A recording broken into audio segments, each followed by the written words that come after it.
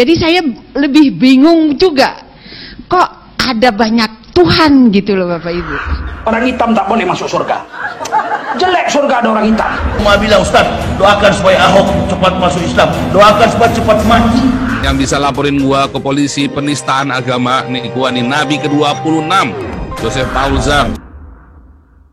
Desak Made Darmawati, Joseph Paul Zhang, Tengku Zulkarnain dan Yahya Waloni layak dipidanakan karena terbukti telah melontarkan pernyataan yang merendahkan identitas etnik dan agama. Bila mereka tidak ditindak tegas, mereka akan terus mengulang penistaan terhadap identitas etnik dan agama. Hal ini bisa memicu konflik sosial berlatar etnik dan agama.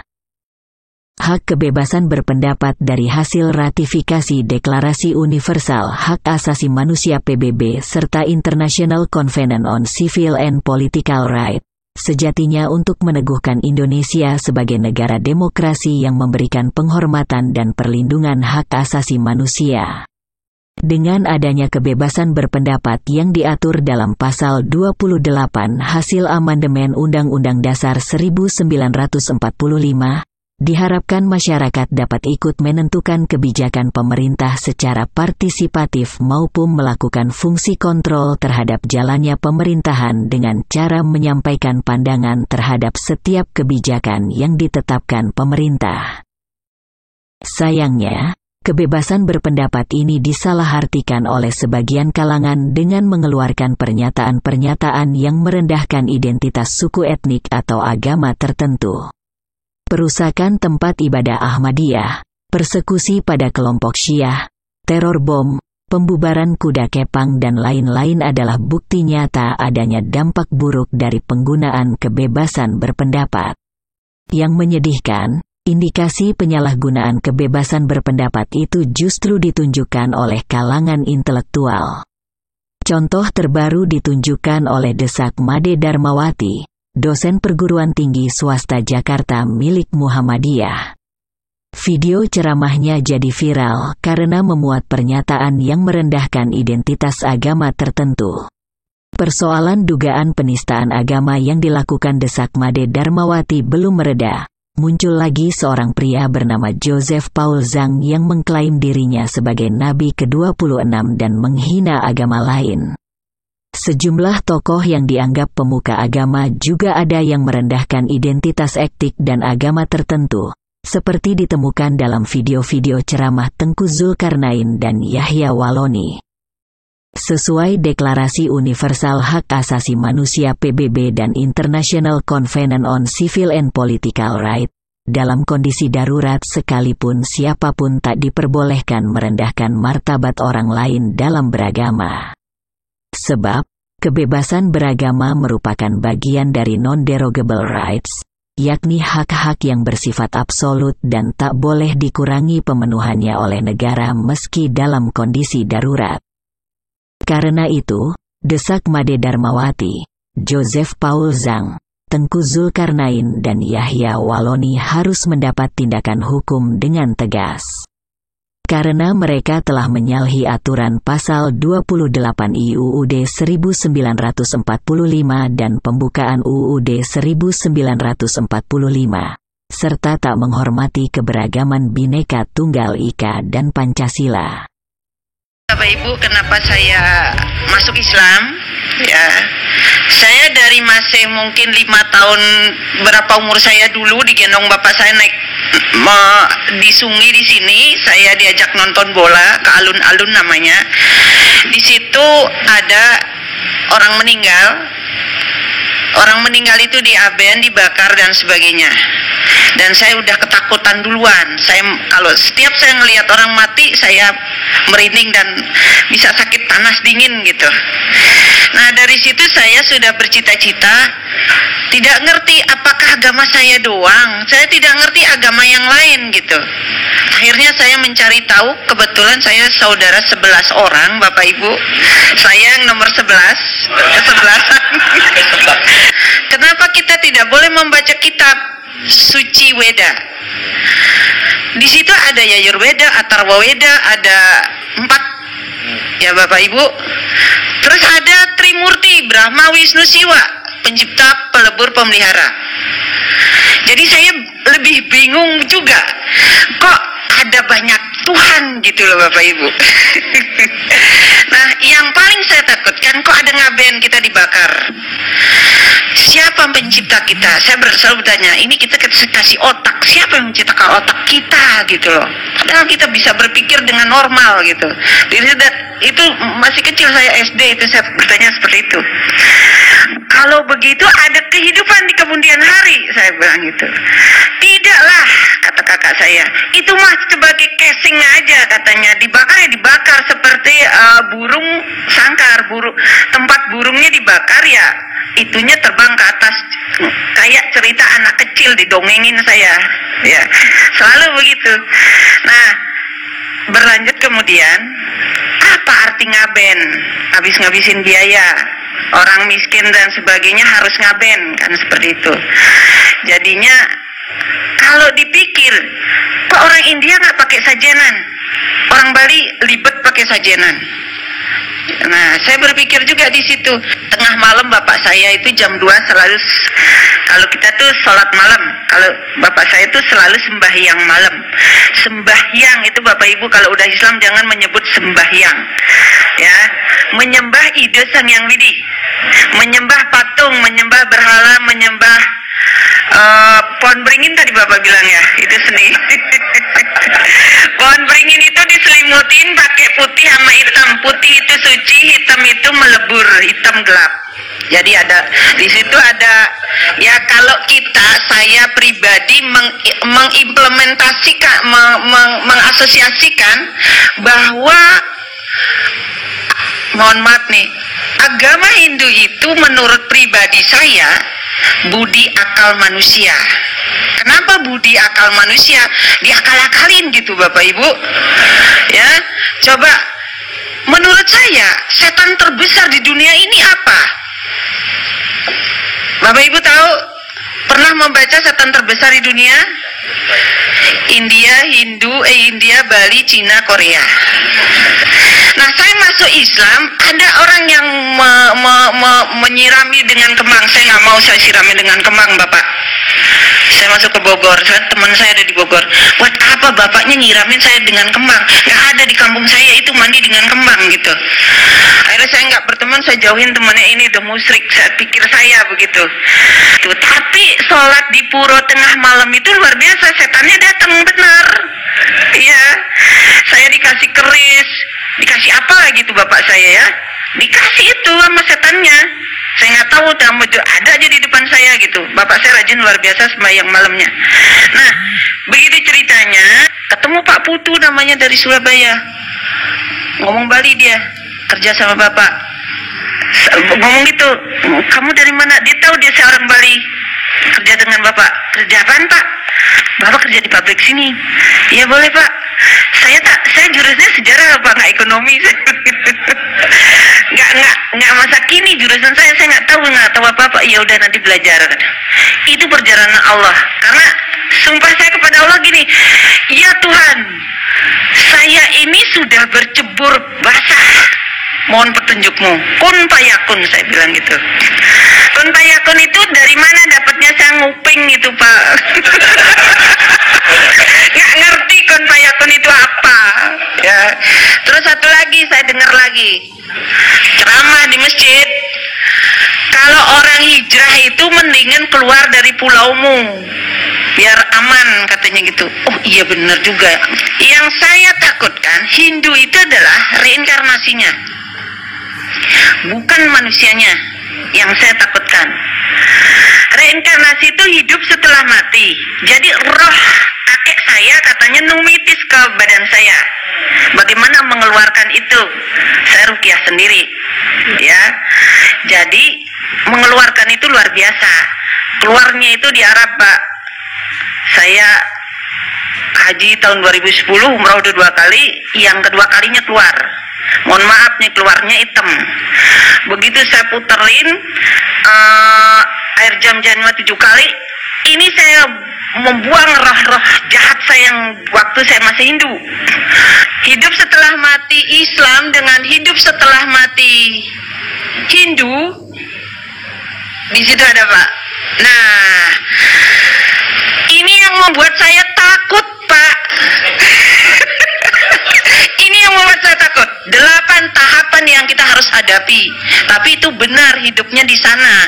Kalau saya warga Hindu, dibakar dulu, dikremesi dulu, abunya dibuang, udah gitu disembah, numitis kembali, lahir hidup mati kayak benang kusut. Tapi kalau ini kan jelas, ya.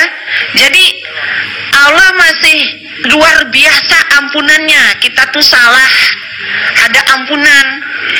Ya, Al-Baqarah ayat 286 kalau nggak salah. Ya, saya masih ingat. Ya, jadi ya Allah, kalau kita salah Allah masih mengampuni. Tapi kalau saya puasa 24 jam nggak ada apa-apanya itu Pak. Ya, nah itu. Jadi beda doa saya waktu Hindu dengan waktu Islam. Islam itu sejuknya luar biasa. Begitu diniatkan saja, Allah langsung ada. Gitu loh, maksudnya bukan langsung Allahnya ada, tapi kenyataannya gitu. Beberapa kesamaan upacara-upacara masih Hindu terbesar di Jawa lari ke Bali. Di implementasinya Islam, tapi di upacaranya masih yang saya perhatikan, ya. Jadi ada orang bunting 7 bulan. Kenapa nggak ibunya menumbuhkan SDM yang unggul? Tuh diupacarain, salah itu, ya. Terus berikutnya meninggal, ya. Bingungnya Yasinnya itu nggak pernah putus-putus. Tadi pagi saya mengantar orang meninggal sebelah rumah saya. Ayo Yasin. Membaca itu selagi hidup, bukan sekarang. Gue kasih sayang Mbak Ara, gue udah bikin videonya, cuman kok nanti dikira saya sombong lagi ya kan. Saya udah bikin videonya tantangan loh, ini sama si Nandar, sama Amil Al-Qodri, sama Nick Christian. Yang bisa laporin gue ke polisi, gue kasih uang loh. Gua kasih uang. Yang bisa laporin gua ke polisi penistaan agama nih, gua nih Nabi ke-26 Joseph Paul Zam. Orang hitam tak boleh masuk surga. Jelek surga ada orang hitam. Aku nggak selera kalau di surga orang hitam. Nenek-nenek, maaf, nenek-nenek nggak bisa masuk surga. Rusak surga kalau ada nenek-nenek.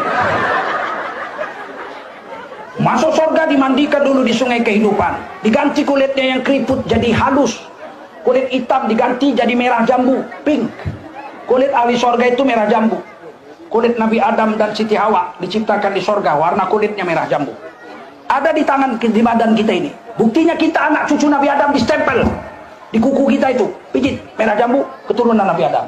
Pijit, kalau hitam keturunan monyet. Itu Ahok itu fanatis beragama Kristen. Wow, itu tukang bayar gajinya pendeta itu. Pura-pura saja dia itu mengakui Islam, bohong. Dia itu, makanya jemaah bilang, Ustaz, doakan supaya Ahok cepat masuk Islam, doakan supaya cepat mati. Lalu yang pro Ahok, yang jadi ahlinya Ahok, Rai Shihab.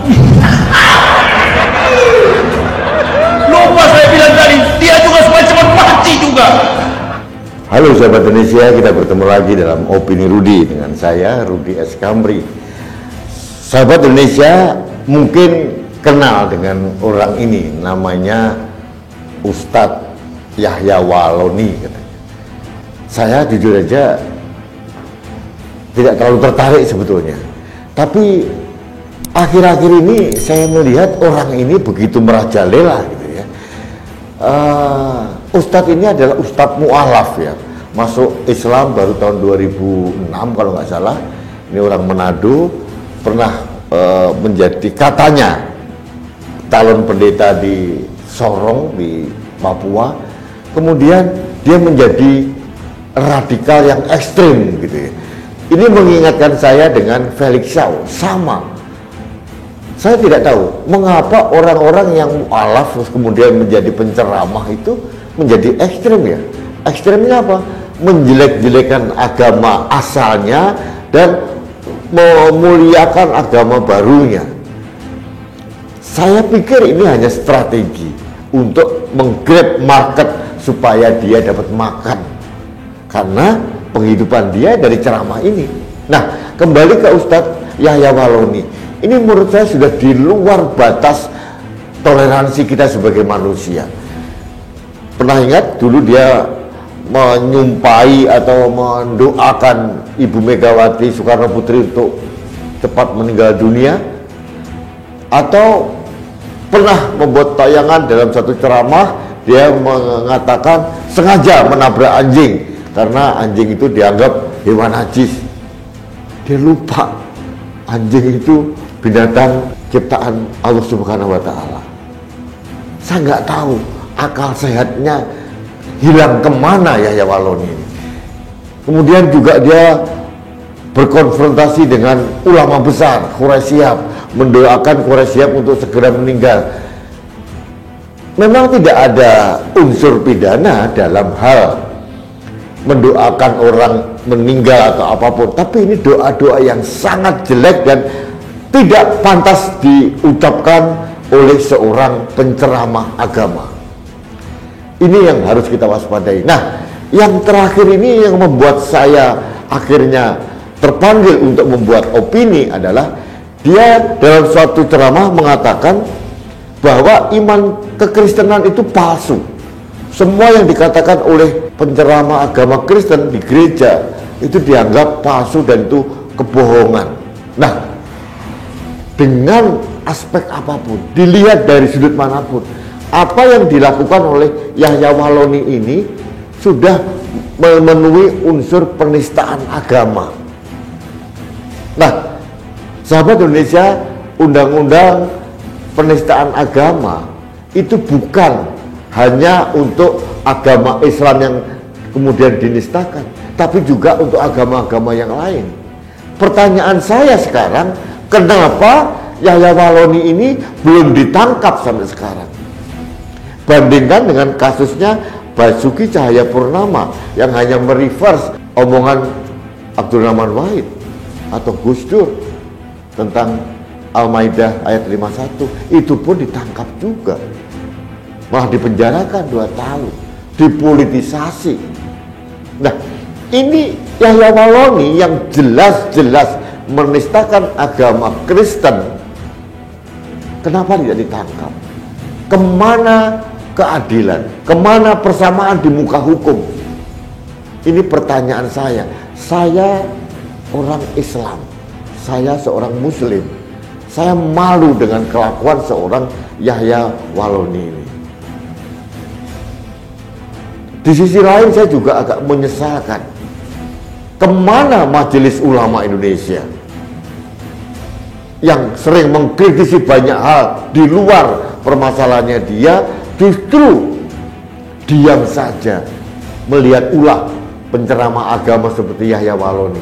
Apa yang dilakukan oleh Yahya Walloni, Felix Xiao atau siapapun itu bagi saya adalah citra buruk bagi Islam.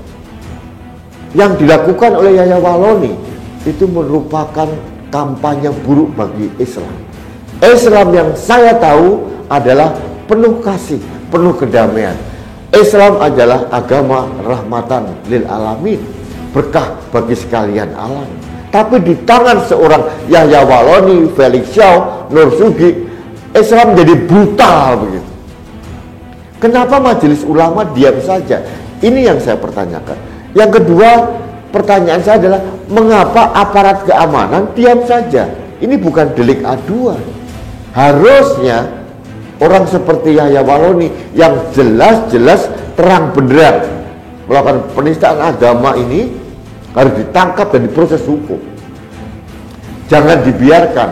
Orang ini hanya sedang memainkan strategi menggarap market orang-orang yang anti pemerintah. Ujung-ujungnya ekonomi, bukan masalah agama. Dan ini yang membuat saya marah. Karena apa? Dia mencari sesuap nasi untuk menghidupi keluarganya dengan mencemarkan agama Islam. Ini yang membuat saya tersinggung sebagai orang Muslim. Citra buruk yang dipakai oleh Ustadz kelahiran tahun 70 ini benar-benar membuat saya jadi prihatin. Malu saya sebagai orang Islam melihat ada saudara Muslim saya selevel Yahya Walloni yang selalu membangun narasi yang menyudutkan umat beragama yang lain. Sahabat Indonesia, seperti saya singgung tadi, Yahya Walloni ini kelahiran tahun 70, berarti masih usianya masih 51. Dibanding saya, jauh di bawah saya. Tapi kalau saya melihat dia, saya seolah melihat kakek saya. Kenapa? Terlalu tua wajahnya untuk orang semuda itu. Mungkin karena kehitaman hatinya, kejahatan niatnya untuk melukai agama yang lain, sehingga wajahnya dibuat seperti itu. Bagaimana mungkin dia menistakan anjing? Anjing atau binatang apapun, ini adalah ciptaan Tuhan. Tidak ada di dalam ayat apapun anjing dianggap binatang yang haram atau nista, tidak. Air liurnya iya, tapi anjingnya tidak. Sahabat Indonesia, saya hanya mohon kepada aparat keamanan, tolong orang-orang seperti ini ditindak. Ini bukan bagian dari kebebasan untuk berekspresi, bukan bagian dari demokrasi. Justru yang dilakukan oleh Yahya Walloni ini adalah merusak kebebasan berekspresi, merusak dan mencederai demokrasi. Ini benar-benar penistaan agama. Saya sangat mengerti kalau umat Kristen tidak bereaksi karena mereka minoritas. Mereka tahu diri, tapi mereka pasti berteriak protes dalam diam. Ini yang tidak bisa kita biarkan. Keberagaman di Indonesia ini sudah menjadi keniscayaan, sudah menjadi takdir sejarah. Kita beragam suku, beragam agama, beragam bahasa, beragam budaya. Inilah Indonesia yang diikat dalam satu kekuatan yang namanya Indonesia. Jangan sampai keindonesiaan kita dirusak oleh orang-orang seperti Yahya Walloni. Ini permintaan saya yang pertama. Permintaan saya yang kedua, tolong Majelis Ulama Indonesia, mohon MUI untuk bereaksi. Anda itu adalah referensi dari umat Islam. Jangan biarkan siapapun dia, termasuk Yahya Walloni, merusak dan mencederai keindahan dan kemuliaan Islam. Jangan dibiarkan Yahya Walloni atau siapapun menampakkan Islam seolah-olah menjadi brutal dan kejam. Bukan ini Islam yang saya tahu, bukan ini Islam ajaran Nabi Muhammad SAW. Sahabat Indonesia, ini kegeraman saya tentang ulah Yahya Walloni yang seolah-olah dibiarkan saja. Saya sekali lagi mengetuk kepada siapapun, aparat keamanan negara maupun Majelis Ulama Indonesia, mohon bereaksilah, bertindaklah. Jangan sampai nanti orang-orang seperti ini merusak keberagaman Indonesia, merusak keindahan Islam yang kita kenal selama ini. Demikian sahabat Indonesia, opini saya hari ini. Sekali lagi, saya minta Anda membantu saya untuk like, subscribe, komen, dan share setiap postingan kanal TV Anak Bangsa. Karena bersama kanal ini, saya mengajak Anda menjaga negeri kita yang tercinta, Indonesia.